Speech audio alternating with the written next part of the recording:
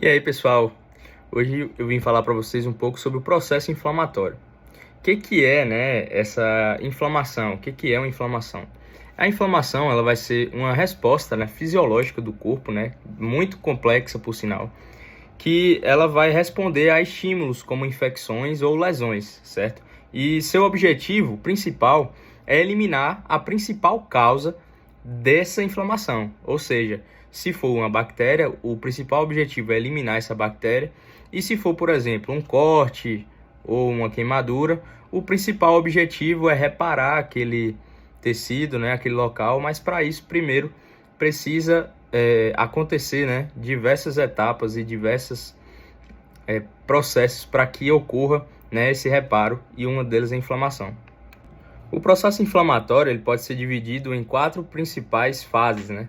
A primeira fase é a fase de reconhecimento, né, onde o corpo ele vai detectar o agente agressor, no caso de um patógeno, né, de um agente externo, no caso de uma bactéria. Vai ser feito o reconhecimento através de células como leucócitos, macrófagos, dentre outras células que vão fazer esse reconhecimento.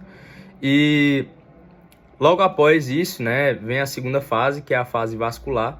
Ele vai ser uma fase que os vasos sanguíneos eles vão se dilatar e vão aumentar a sua permeabilidade, né, para permitir a chegada das células imunológicas, né, dessas células que eu falei, macrófagos, linfócitos e etc., no local da infecção ou no agente infeccioso, né?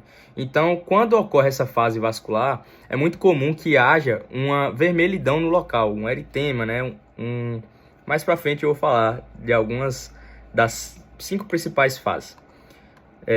Depois, a gente tem a fase celular, né? Que essas células imunológicas, né, como os neutrófilos, os macrófagos, elas vão migrar para o local da inflamação ou migrar para o local em que o agente infeccioso está lá, né, para fazer esse combate, para combater ou para reparar esse tecido, né.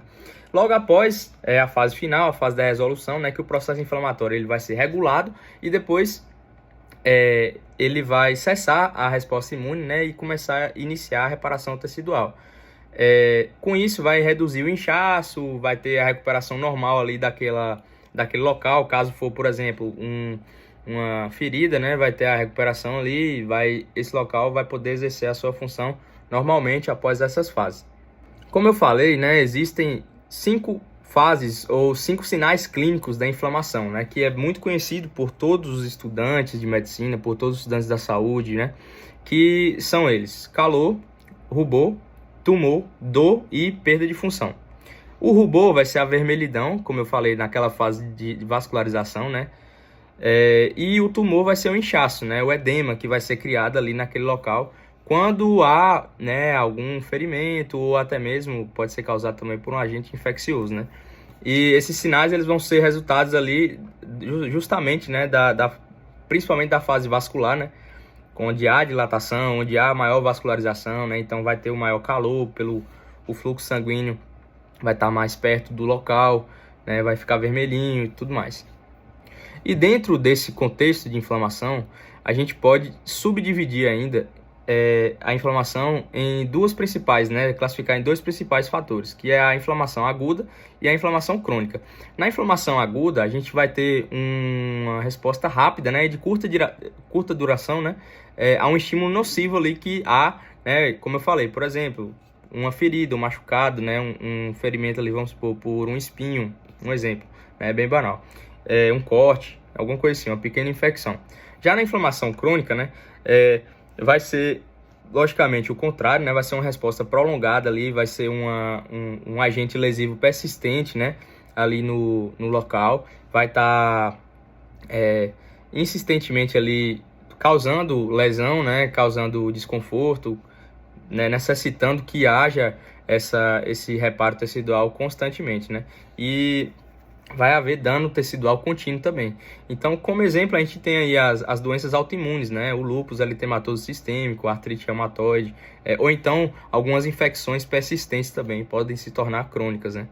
Então, como fatores, né, que a gente tem que podem desencadear essa inflamação, a gente tem bactérias, vírus, fungos, parasitas, como fatores físicos. A gente pode ter aí traumas, né, calor, radiação, ou até mesmo frio, que pode causar, né, a perda de função, caso haja a necrose ali, né, exposto por muito tempo ao frio. Os fatores químicos, né, a gente tem as toxinas, os venenos, os imunológicos, a gente pode ter as reações alérgicas, né, que podem causar uma inflamação, né, e também tem a questão das doenças autoimunes, né. Das consequências, né, que a inflamação crônica ela pode causar, tem diversos fatores, muita dor, principalmente em pacientes que têm uma doença autoimune, né, como artrite reumatoide, sentem muita dor. Pessoas que têm lúpus, né, também sentem muita dor. Então, é muito comum, né, essas doenças autoimunes, esses agentes que vão transformar essa inflamação em uma inflamação crônica, persistir nesses danos, assim como eu fui falado, né, assim como eu falei, persistir, né, nesses danos teciduais. Então vai se tornar uma dor crônica, vai se tornar, por exemplo, uma tosse crônica, entendeu? Vai se tornar uma febre crônica, caso ocorra de ser uma bactéria muito persistente. É lógico que dentro do contexto determinado do paciente, né? Não que a febre vai se tornar crônica para sempre. E comumente, né, a depender do trauma, a depender do tipo de inflamação, vai ser tomadas medidas, né, cabíveis, né, para que possa se tratar essa inflamação, né. Então, a depender do tipo de inflamação, pode ser tratado com AINES, né, com anti-inflamatórios não esteroidais, mas também tem inflamações que podem ser tratadas com, por exemplo, bolsa de gelo, né, para diminuir ali o edema, diminuir o inchaço, fazer uma vasoconstrição dos vasos, enfim. Então, é isso aí, um resumão aí sobre inflamação para vocês. Tamo junto.